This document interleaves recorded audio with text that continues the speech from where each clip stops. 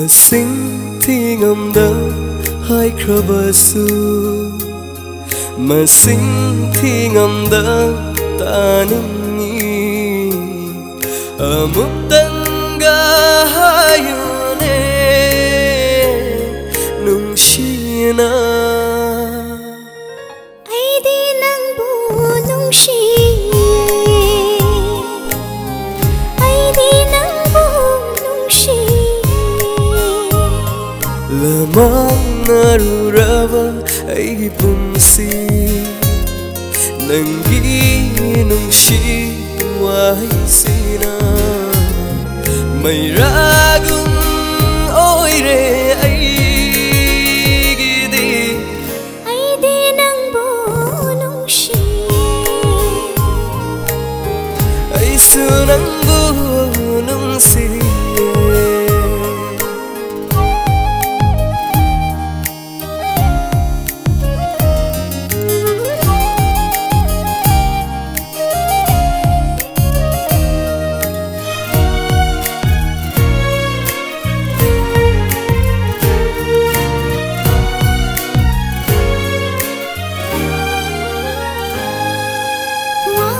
Masing khanda leirabasu Seisak lishing thopna sinlabasu Pakshilu yade aigi laying shida Nangna pamjaba wahai sinatana Arembani ahing lai rembi ginau shum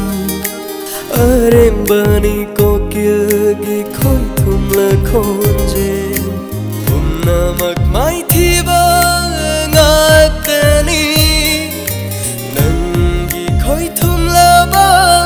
wahi sidra Aidi nangbu nungshi Ay sunangbu nungsi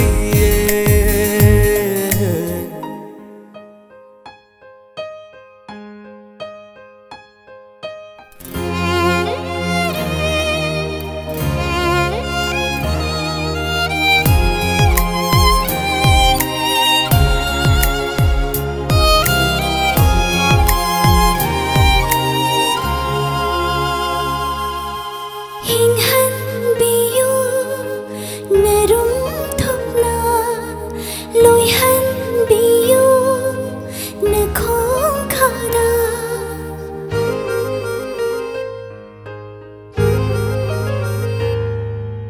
Hinghan biyu narum thopna Loihan biyu na khong khana Miko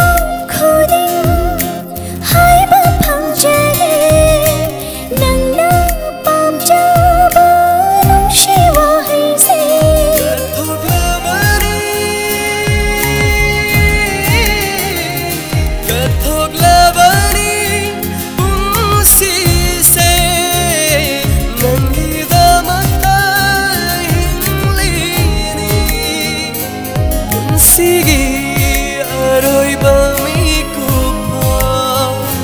taraga loy jage wahay do